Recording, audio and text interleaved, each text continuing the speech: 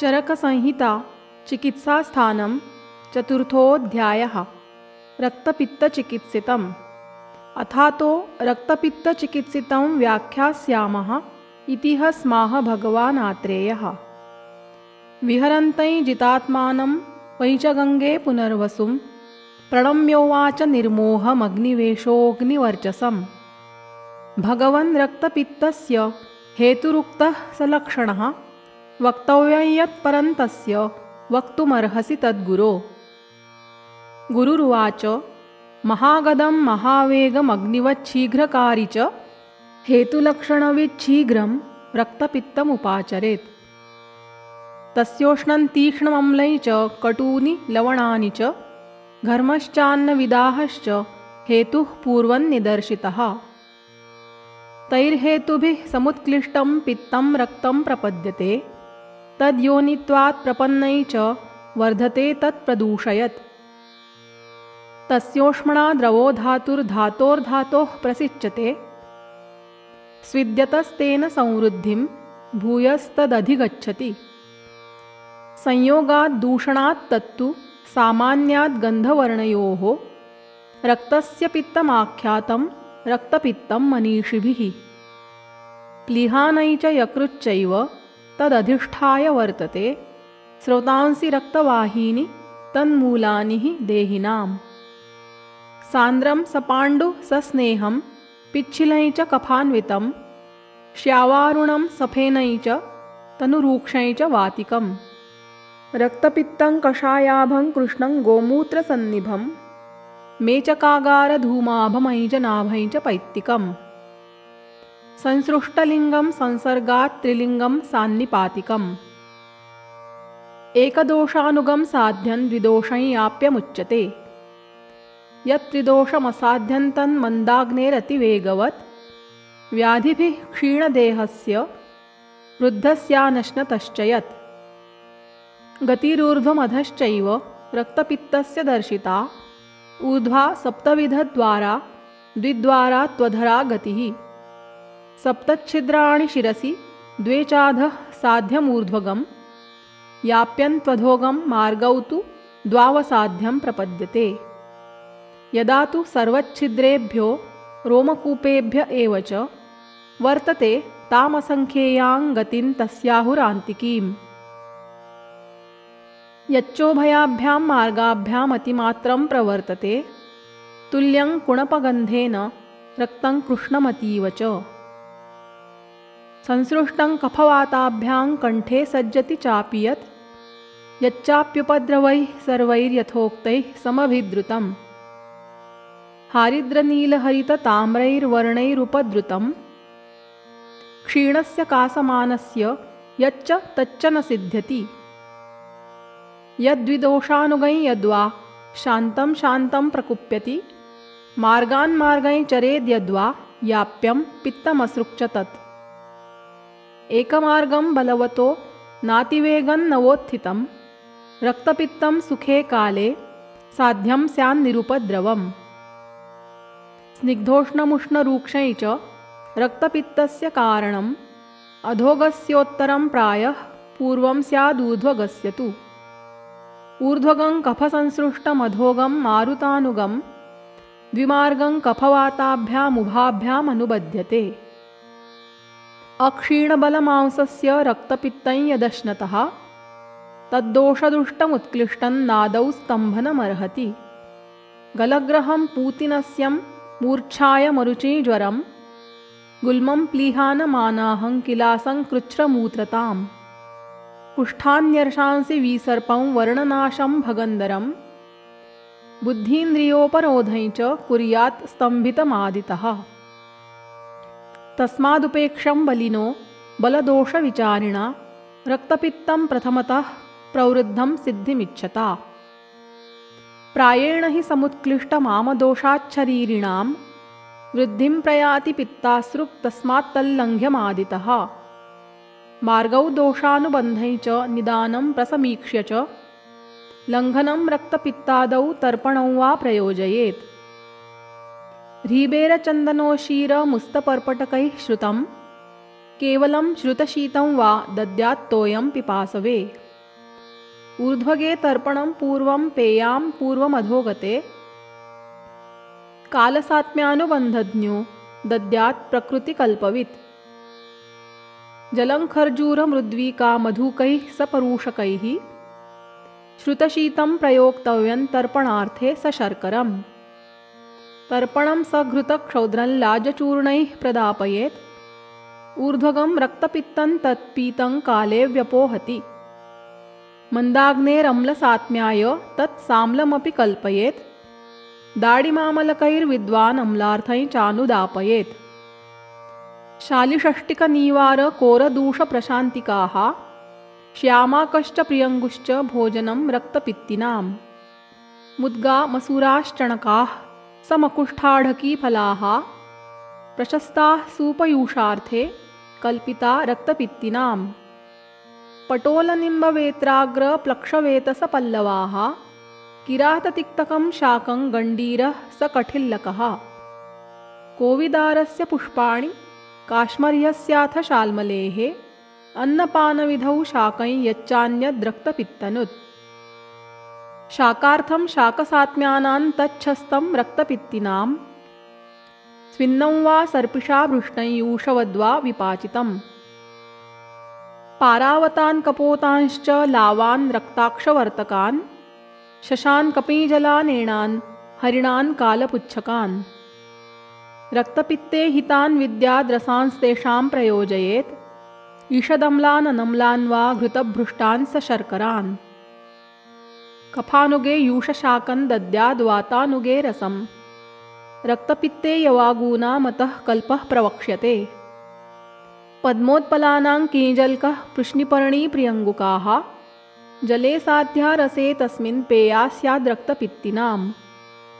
चन्दनोशीरलोध्राणां रसे तद्वत्सनागरे किराततिक्तकोशीरमुस्तानां तद्वदेव च धातकी धन्वयासाम्बुबिल्वानां वा रसे श्रुता मसूरपृश्निपर्ण्योर्वा स्थिरा मुद्गरसेऽथवा रसे हरेणुकानां वा सघृते सबला रसे सिद्धाः पारावतादीनां रसे वा स्युः पृथक् पृथक् इत्युक्ता रक्तपित्तज्ञः शीताः समधुशर्कराः यवाग्वः कल्पना चैषा कार्या मांसरसेष्वपि शशः सवास्तुकः शस्तो विबन्धे रक्तपित्तिनां वातोल्बणे तित्तिरिः स्यादुदुम्बररसे श्रुतः मयूरः प्लक्षनिर्यूहे न्यग्रोधस्य च कुक्कुटः रसे बिल्वोत्पलादीनां वर्तकक्रकरौ हितौ तृष्यते तिक्तकैः सिद्धं तृष्णाग्नौ वा फलोदकं सिद्धं विदारि गन्धाद्यैरथवा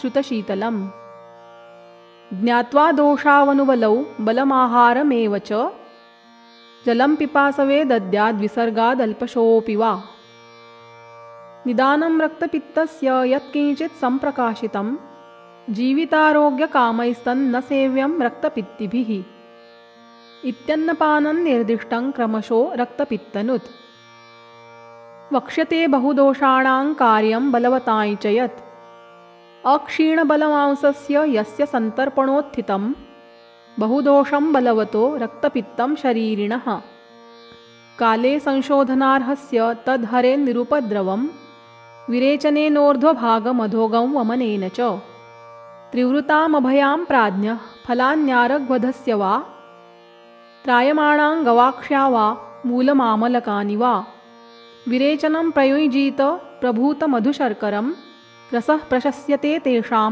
रक्तपित्ते विशेषतः वमनं मदनोन्मिश्रो मन्थः सक्षौद्रशर्करः सशर्करं वा सलिलमिक्षूणां रस एव वा वत्सकस्य फलं मुस्तं मदनं मधुकं मधु अधोवहे रक्तपित्ते वमनं परमुच्यते ऊर्ध्वगे शुद्धकोष्ठस्य तर्पणादिः क्रमोहितः अधोगते यवाग्वादिर्न चेत्स्यान्मारुतो बली बलमांसपरिक्षीणं शोकभाराध्वकर्षितं ज्वलनादित्यसन्तप्तमन्यैर्वा क्षीणमामयैः गर्भिणीं स्थविरं बालं रूक्षाल्पप्रमिताशिनम् अवम्यमविरेच्यं वा यं पश्येद्रक्तपित्तिनं शोषेण सानुबन्धं वा तस्य संशमनी क्रिया शस्यते रक्तपित्तस्य परं साथ प्रवक्ष्यते। अटरूषकमृद्वीका पथ्याक्वाथः सशर्करः मधुमिश्रश्वासकासरक्तपित्तनिबर्हणः। अटरूषकनिर्यूहे प्रियङ्गुं मृत्तिकायै जने विनीयलोध्रं क्षौद्रं च रक्तपित्तहरं पिबेत्। पद्मकं पद्मकीजलकं दूर्वां वास्तूकमुत्पलं नागपुष्पं च लोध्रं च तेनैव विधिना पिबेत्। प्रपौण्डरीकं मधुकं मधुचाश्वशकृद्रसे यवासभृङ्गरजसोर्मूलं वा गोशकृद्रसे। विनीयरक्तपित्तघ्नं पेयं स्यात् तण्डुलाम्बुना युक्तं वा मधुसर्पिर्भ्याल्लीह्यात् गोश्वशकृद्रसम्। खदिरस्य प्रियङ्गूणां कोविदारस्य शाल्मलेः पुष्पचूर्णानि मधुना लीह्यान्ना रक्तपित्तिकः। शृङ्गाटकानाल्लाजानां मुस्तखर्जूरयोरपि लीह्याच्चूर्णानि मधुना पद्मानां केशरस्य च। धन्वजानामसृग्लीह्यान् मधुना मृगपक्षिणां सक्षौद्रं ग्रथिते रक्ते लीह्यात् पारावतं शकृत्। उशीरकालीयकलोध्रपद्मकप्रियङ्गुकाकट्फलशङ्खगैरिकाः पृथक् पृथक् चन्दनतुल्यभागिकाः सशर्करास्तण्डुलधावनाप्लुताः। रक्तं सपित्तं तमकं पिपासान् दाहं च पीताः शमयन्ति सद्यः। किराततिक्तं क्रमुकं समुस्तं प्रपौण्डरीकं कमलोत्पले च। ह्रीबेरमूलानि पटोलपत्रं दुरालभा पर्पटको मृणालं धनञ्जयोदुम्बरवेतसत्वं न्यग्रोधशालेय यवासकत्वक्। तुगालता वेतसतण्डुलीयं ससारिवं मोचरसः समङ्गा पृथक् पृथक् चन्दनयोजितानि तेनैव कल्पेन हितानि तत्र। निशिस्थिता वा स्वरसीकृता वा कल्कीकृता वा मृदिताः श्रुता वा एते समस्ता गणशः पृथग्वा रक्तं सपित्तं शमयन्ति योगाः। मुद्गाः सलाजाः सयवाः सकृष्णाः सोषीरमुस्ताः सहचन्दनेन बलाजले पर्युषिताः कषाया रक्तं सपित्तं शमयन्त्युदीर्णम्। वैदूर्यमुक्ता मणिगैरिकाणां मृच्छङ्खहेमामलकोदकानां मधूदकस्येक्षुरसस्य चैव पानाच्छमं गच्छति रक्तपित्तम्। उशीरपद्मोत्पलचन्दनानां पक्वस्य लोष्टस्य च यः प्रसादः सशर्करः क्षौद्रयुतः सुशीतो रक्तातियोगप्रशमाय देयः। प्रियङ्गुका चन्दनलोध्रसारिवा मधुकमुस्ताभयधातकी जलं समृत्प्रसादं सह यष्टिकाम्बुना सशर्करं रक्तनिबर्हणं परम्। कषाययोगैर्विविधैर्यथोक्तैर्दीप्ते नले श्लेष्मणिनिर्जिते च यद्रक्तपित्तं प्रशमन् न याति तत्रानिलः स्यादनु तत्र कार्यम्। छागं पयः स्यात् परमं प्रयोगे गव्यं श्रुतं पञ्चगुणे जले वा सशर्करं माक्षिकसम्प्रयुक्तं विदारिगन्धादिगणैः श्रुतं वा। द्राक्षाश्रुतं नागरकैः श्रुतं वा बलाश्रुतं गोक्षुरकैः श्रुतं वा सजीवकं सर्षभकं ससर्पिः पयः प्रयोज्यं सितया श्रुतं वा। शतावरी गोक्षुरकैः श्रुतं वा श्रुतं पयो वाप्यथ पर्णिनीभिः रक्तं निहन्त्याशु विशेषतस्तु यन्मूत्रमार्गात् सरुजं प्रयाति। विशेषतो विट्पथसम्प्रवृत्ते पयोमतं मोचरसेन सिद्धं वटावरोहैर्वटशुङ्गकैर्वा ह्रीबेरनीलोत्पलनागरैर्वा। कषाययोगान् पयसा पुरा वा पीत्वानुचाद्यात् पयसैव शालीन् कषाययोगैरथवा विपक्वमेतैः पिबेत् सर्पिरतिस्रवे च। वासां सशाखां सपलाशमूलां कृत्वा कषायं कुसुमानि चास्याः प्रदाय कल्कं विपचेद्घृतं तत् सक्षौद्रमाश्वेव निहन्ति रक्तम् इति वासाघृतम्। पलाशवृन्तस्वरसेन सिद्धं तस्यैव कल्केन मधुद्रवेण लीह्याद्घृतं वत्सककल्कसिद्धं तद्वत् समङ्गोत्पललोध्रसिद्धम्। स्यात्त्रायमाणा विधिरेष एव सोदुम्बरे चैव पटोलपत्रे सर्पींषि पित्तज्वरनाशनानि सर्वाणि शस्तानि च रक्तपित्ते। अभ्यङ्गयोगाः परिषेचनानि सेकावगाः शयनानि वेश्म शीतो विधिर्बस्ति विधानमग्र्यं पित्तज्वरे यत् प्रशमाय दिष्टम् तद्रक्तपित्ते निखिलेन कार्यं कालञ्च मात्राञ्च पुरा समीक्ष्य सर्पिर्गुणा ये च हिताः क्षतेभ्यस्ते रक्तपित्तं शमयन्ति सद्यः कफानुबन्धे रुधिरे सपित्ते कण्ठागते स्याद्ग्रथिते प्रयोगः युक्तस्य युक्त्या मधुसर्पिषोश्च क्षारस्य चैवोत्पलनालजस्य मृणालपद्मोत्पलकेशराणां तथा पलाशस्य तथा प्रियङ्गोः तथा मधुकस्य तथासनस्य क्षाराः प्रयोज्या विधिनैव तेन